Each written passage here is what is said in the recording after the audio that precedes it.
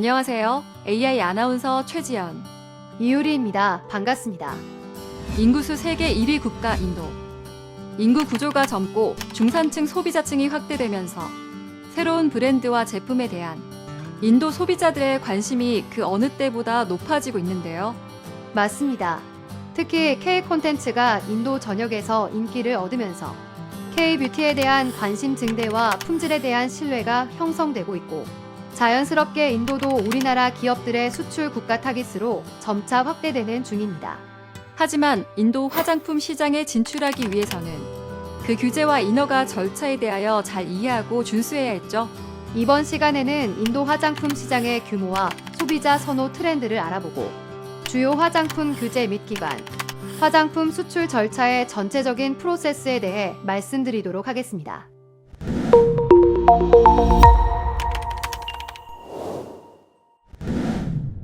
인도에서도 한국 문화가 인기를 끌고 있다면서요? 네. 최근 인도에서는 K-팝 콘텐츠의 조회수가 무려 1000% 급증했고, 넷플릭스에서도 K-드라마 조회수가 370% 증가하는 등 한국 콘텐츠가 현지 주류 문화로 자리 잡고 있습니다. 이러한 흐름 속에서 인도의 소비자들은 한국 연예인의 이미지를 통해 K-뷰티 제품의 품질에 대한 신뢰와 함께 이를 따라 하고 싶은 소비 심리도 함께 자극받고 있죠. 그렇다면 시장 트렌드는 어떨까요? 먼저 인도 소비자와 한국 소비자는 미용에 대한 사회적 가치와 미적 기준이 매우 유사하다고 해요. 특히 인도에서는 전통 의학인 아유르베다를 바탕으로 코코넛, 강황과 같은 천연 성분을 화장품 원료로 활용하는데요. 한국에서 인삼이나 수과 같은 천연 성분을 활용하는 것과 비슷해서 인도 소비자들에게 한국 천연 화장품은 익숙한 느낌을 주고 있어요. 또한 밝고 환한 피부톤을 선호하는 미적 기준 역시 두 나라가 공통으로 가지고 있는데요. 밝은 피부톤은 높은 사회적 지위, 즉 카스트 제도와 연관되어 있어 미백 화장품 수요가 특히 강력합니다. 인도 시장에서 효과적인 마케팅 전략으로는 인스타그램과 인도의 대표 쇼폼 플랫폼인 MX 타카탁과 같은 SNS를 중심으로 한 온라인 마케팅과 인플루언서 마케팅이 큰 호응을 얻고 있습니다. 특히 기초 화장품 분야에서 이러한 SNS 마케팅 전략이 매우 효과적으로 나타나고 있습니다. 이번엔 키워드를 통해 시장 트렌드를 구체적으로 알아볼까요? 첫 번째, 천연 및 유기농 제품입니다. 인도 시장에서는 건강과 환경에 관한 관심이 높아지면서 천연 및 유기농 화장품이 많은 인기를 끌고 있어요. 특히 화학 성분 대신 천연 허브 성분을 함유한 제품들이 소비자의 주목을 받고 있습니다. 두 번째, 미백 제품입니다. 인도의 소비자들은 한국 소비자와 마찬가지로 밝고 투명한 피부를 선호하기 때문에 미백 기능이 포함된 제품 수요가 많은데요. 다만 인도 소비자들은 외모를 인위적으로 꾸미거나 결점을 감추는 것보다는 피부 본연의 아름다움과 자연스러운 피부 관리에 초점을 맞추는 경향이 있죠. 인도에는 아유르베다와 같은 전통적인 뷰티 문화가 있지 않나요? 맞아요. 하지만 피부 본연의 건강함을 강조하는 한국의 뷰티 철학 또한 인도 소비자들에게 좋은 반응을 얻고 있다는 사실 참고하면 좋을 것 같아요. 마지막으로 남성 그루밍 제품인데요. 최근 인도의 남성 그루밍 시장은 급격히 확대되는 추세입니다. 그렇군요. 어떤 제품들이 인기를 끌고 있나요? 기존의 면도 크림이나 데오도란트와 같은 기본 제품에서 벗어나 더욱 세분화되고 다양한 종류의 그루밍 제품이 등장하며 소비자들의 관심을 끌고 있는데요. 외모 관리에 적극적인 남성 소비자가 늘어나자 남성 전용 브랜드들이 연이어 출시되면서 시장의 규모와 다양성도 함께 커지고 있는 만큼 남성 제품에 대해서도 염두에 두시면 좋을 것 같습니다.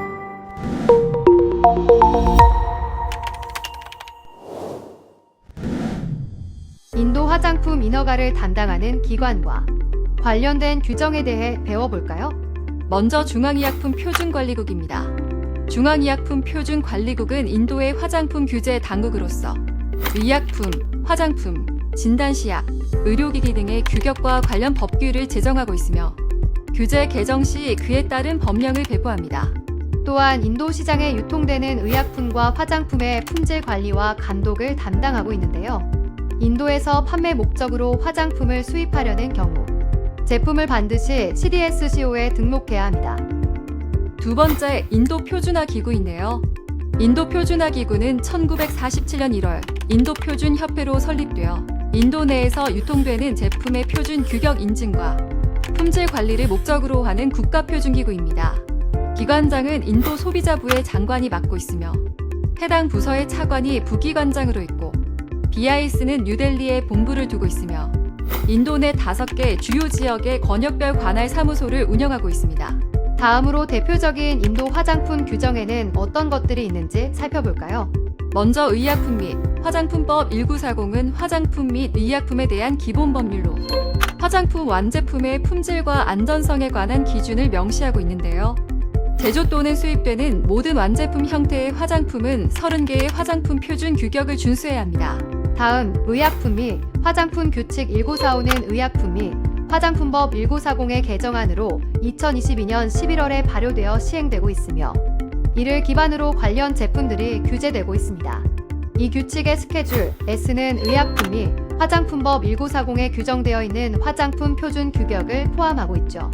그런데 이 규칙 1945는 화장품이 별도의 규정 없이 의약품 및 화장품법 하에서 의약품과 함께 관리되어 온 탓에 화장품의 특성에 맞는 시험 및 규제 요건이 제대로 적용되지 않아 문제가 있었습니다. 맞습니다. 이러한 한계를 보완하고자 2020년 화장품만을 대상으로 하는 별도의 규정인 화장품 규정 2020이 도입되어 보다 명확하고 체계적으로 화장품이 관리될 수 있도록 했습니다. 새롭게 도입된 화장품 규정 2020의 개요를 살펴보면 신규 화장품에 대한 정의가 추가되어 있고 제조, 수입 라이선스 등록 절차, 제품 라벨링과 같은 규정이 있어요. 시험과 검사와 함께 위반 시 처벌에 관한 내용도 있으니 숙지하실 필요가 있습니다. 화장품을 수출하기 전 제품이 화장품 범위에 포함되어 있는지 어떤 제품으로 분류되는지 확인하는 것은 필수적인데요. 인도 화장품의 정의와 분류를 알아보도록 하겠습니다. 인도는 화장품을 다음과 같이 정의하고 있습니다. 화장품이란 청결, 미와 매력 증진, 용모 변화를 위한 목적으로 인체에 문지르거나 붓거나 분무하거나 뿌리는 방식으로 사용하는 물품이라고 할 수 있죠. 또 화장품 규칙 2020의 별표사에 따라 80개의 항목으로 세세하게 분류하고 있습니다. 수출하려는 상품이 어떤 분류에 속하는지 잘 체크해 두시기 바랍니다. 화장품 정의와 분류 체계를 살펴보았으니 화장품이 어떻게 규제되고 있는지 규제 체계 또한 함께 살펴보겠습니다. 인도의 성분 규정은 IS 4707에서 파트 1과 파트 2로 나누어 구성되어 있는데요. 이때 파트 1에서는 화장품에서 사용 가능한 착색제 리스트를 정하고 있고 파트 2에는 화장품에서 배합금지 성분, 배합한도 제한 성분, 허용 보존제, 허용 자외선 차단 성분 리스트가 수록되어 있습니다. 인도의 경우 색소, 보존제, 자외선 차단제 등 특별한 관리가 필요한 성분은 포지티브 시스템으로 관리하며 허용되는 성분 목록을 정해놓고 각 성분별 사용 농도 및 사용 조건 등을 제한하고 있습니다. 이 경우에는 해당 목적으로 사용할 때 정부에서 정한 성분 이외에는 사용할 수 없도록 제한하고 있죠. 이외 나머지 성분은 업체 책임하에 안전성 등을 확보하여 사용할 수 있도록 네거티브 시스템으로 관리하고 있습니다.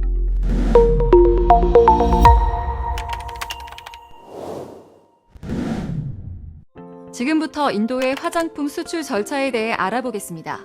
인도 화장품 수출 절차는 지금 보시는 것과 같이 크게 5단계로 나뉩니다. 먼저 인도 내 에이전트나 수입업자를 지정해야 하는데요.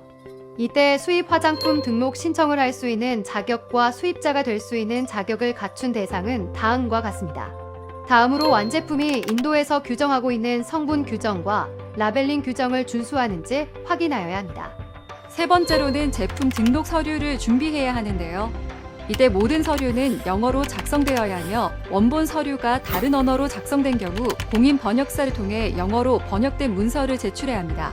서류 제출이 미흡할 경우 보완을 위해 서류 제출이 추가로 요구될 수 있으므로 신속한 등록을 위해서는 제출 서류 항목을 미리 살펴보고 정확하게 준비하는 것이 중요합니다. 제품 등록 서류가 모두 준비되었으면 CDSCO에 제품 등록을 신청하고 등록증을 취득할 수 있습니다. 등록증 발급은 등록 신청 후 약 90일이 소요되는데요. 이때 등록증은 발급일로부터 5년이 경과하기 전에 등록증 유지 수수료를 납부해야 영구적으로 효력을 유지할 수 있어요. 비용은 얼마 정도 되죠? 등록증 발급, 유지 수수료 비용은 $1,000로 동일하고요. 동일한 기본 성분 구성의 색조만 다른 변형 제품의 경우에는 $50씩 납부를 해야 한다는 거 꼭 기억해 두세요. 이렇게 CDSCO로부터 제품 등록증까지 취득을 완료하였으면 비로소 인도로 제품을 유통할 수 있게 됩니다. 그럼 제품 등록에 필요한 제출 서류의 항목들을 살펴볼까요? 첫 번째로 제품 등록 신청서입니다. 신청서에는 신청인과 제조자의 정보, 제품명 및 제품의 범주 등이 포함되어야 해요. 서류에는 페이지 번호와 색인으로 목적이 명확하게 명시되어 있어야 하며 COS1 서식에 맞게 작성해야 합니다. 두 번째로는 화장품 규정 2020에 해당하는 서류인데요. 제조 공정도와 화장품의 세부 사항과 화학 정보를 포함해야 합니다. 세 번째로는 POA 위임장으로 제조업자와 권한을 위임받은 자를 공식적으로 선언하는 문서입니다. 이때 POA에는 반드시 제조업자, 대리인의 날인이 있어야 하며 원본을 제출해야 한다는 것 꼭 알아두셔야 합니다. 네 번째는 수수료 납부 영수증입니다. 인도 정부 결제 사이트인 바라트코시를 통해 온라인으로 납부 후 받은 영수증을 제출해야 합니다. 다섯 번째로 제품에 포함되어 있는 성분 리스트를 제출해야 하는데요. 해당 서류에는 성분명, 원료명, 공급업자, 함량 % 등의 정보를 포함하고 있어야 합니다. 여섯 번째는 자유 판매 증명서입니다. 원산지 국가의 실제 제조업자를 포함해 법적 책임이 있는 제조업자가 속한 국가의 국가규제기관에서 발급 가능하고요. 이에 상응하는 협회, 조직에서 발급받은 증명서도 가능합니다. 일곱 번째로 분석 증명서가 필요한데요. COA는 규격을 업로드하는 경우에는 적용된 모든 제품에 대해 개별적으로 COA를 업로드해야 합니다. 만약 여러 변형이 있는 제품의 경우 변형의 COA를 스캔하여 단일 PDF로 함께 업로드해 주세요. 여덟 번째로 제품의 라벨 정보를 포함한 용기와 단상자 아트워크를 제출해야 합니다. 해당 아트워크를 통해 필수 정보들이 모두 기재되어 있는지, 규제를 벗어나는 광고 문구가 있는지 확인하는 용도인데요. 만약 효능에 대한 문구를 사용할 경우 이것을 입증할 수 있는 효능 보고서 제출이 요구될 수 있다는 것 기억해 주세요. 또한 라벨링 정보는 영어로 기재해야 한다는 것도 잊지 마시고요. 마지막으로 중금속이 미함유되었다는 것과 동물 실험 선언서를 하지 않았다는 내용의 선언서를 제출해야 합니다. 그중 경우에 따라 납, 비속, 순, 미생물 테스트 결과를 포함한 보고서를 제출해야 하는 경우도 있다는 거 알아두시기 바랍니다. 그렇다면 제품 등록에 변동사항이 생긴다면 어떻게 해야 하죠? 세 가지 상황으로 나누어서 설명드리겠습니다. 첫 번째, 신규 등록 신청에 필요한 변경사항입니다. 수입자 또는 인도 에이전트와 관련하여 회사의 정관이 변경되었거나 상호가 변경된 경우가 해당됩니다. 회사가 인수 또는 합병된 경우에도 정관 변경으로 간주되기 때문에 신규 등록을 신청해 주셔야 하고요.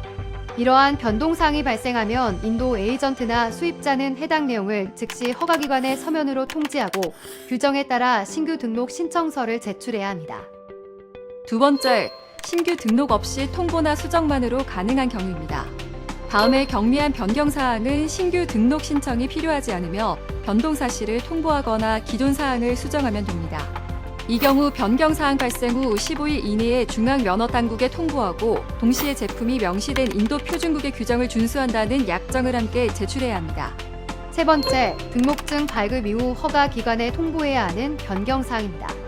다음과 같은 중요 변경사항은 발생 후 허가기관에 반드시 통보해야 하며 관련하여 중앙면허당국의 사전 승인을 받아야 합니다. 해당 변동사항 발생 시 제조업자 또는 그 제조업자로부터 위임받은 인도 에이전트는 변경일로부터 60일 이내에 인도 중앙정부의 온라인 포털을 통해 등록증 개정 신청을 진행하고 중앙면허당국으로부터 사전 승인을 받아야 합니다. 지금까지 인도 화장품 수출 절차에 대해서 설명을 드렸는데요. 이 과정에서 활용되는 COS 서식들이 있습니다. 해당 서식들은 총 10개로 구성되어 있으니 업무 중 어떤 서식이 필요한지 확인해 주시면 되겠습니다.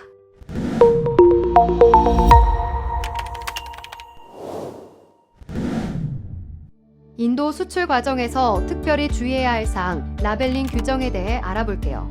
인도의 화장품 라벨링 필수 요건은 의약품 규정 1945에서 다루고 있고 규정 세부 사항은 화장품 규정 2020에 수록되어 있습니다.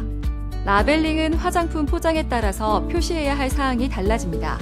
1차 포장에서는 수납량을 제외한 모든 요소가 필요하고 2차 포장에서는 설명서, 지시사항과 같은 내용들이 제외됩니다. 단 화장품 포장에 2차 포장이 없다면 1차에서는 모든 사항을 표시해야 합니다. 여기에서 또 주의해야 할 점이 있는데요. 라벨의 모든 정보는 영어로 기재되어야 한다는 거 꼭 알아두세요. 이외에 주의해야 하는 사항과 중요한 팩트들을 퀴즈를 통해 알아볼까요? 서로 다른 제조업자가 생산한 동일한 브랜드의 화장품을 수입하고자 하는 경우 등록 신청을 따로 해야 한다. 정답은 O. 개별 제조업자의 이름으로 각각 따로 등록 신청을 해야 하고 이에 따른 수수료도 각각 지불해야 합니다. 인도 내 판매 목적이 아닌 다른 나라에 수출할 목적으로 재포장을 위해 인도의 벌크 형태로 수입된 제품도 반드시 등록 신청을 해야 한다. 정답은 X. 이 경우 등록증이 필요하지 않습니다. 수입자가 인도 중앙의약품표준관리국 본부로부터 필요한 허가를 받고 수입자는 해당 제품이 국내 판매 목적이 아님을 명시한 서면 이견을 제출하면 됩니다.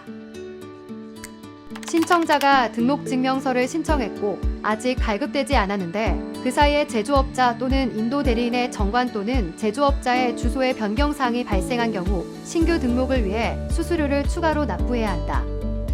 정답은 X. 발급이 되기 전이라면 신규 신청서를 제출하면 됩니다. 추가 수수료는 없습니다. 제품에 상이한 포장 크기도 변형 제품에 해당된다. 정답은 X. 변형 제품은 기본 성분 구성은 동일하지만 색조가 다른 제품을 변형 제품이라고 합니다. 포장 크기가 달라지는 것은 동일한 제품의 포장 용량만 달라질 뿐, 색조가 변하는 것은 아니기 때문에 변형 제품이라 하지 않습니다. 지금까지 인도의 화장품 수출 인허가 전략에 대해 알아봤습니다. K컬처 개방과 함께 많은 인도인을 사로잡을 수 있는 K-뷰티 시장이 함께 열리고 있는 요즘, 인도에서의 성공적인 K-뷰티 진출을 응원합니다. 시청해주셔서 감사합니다.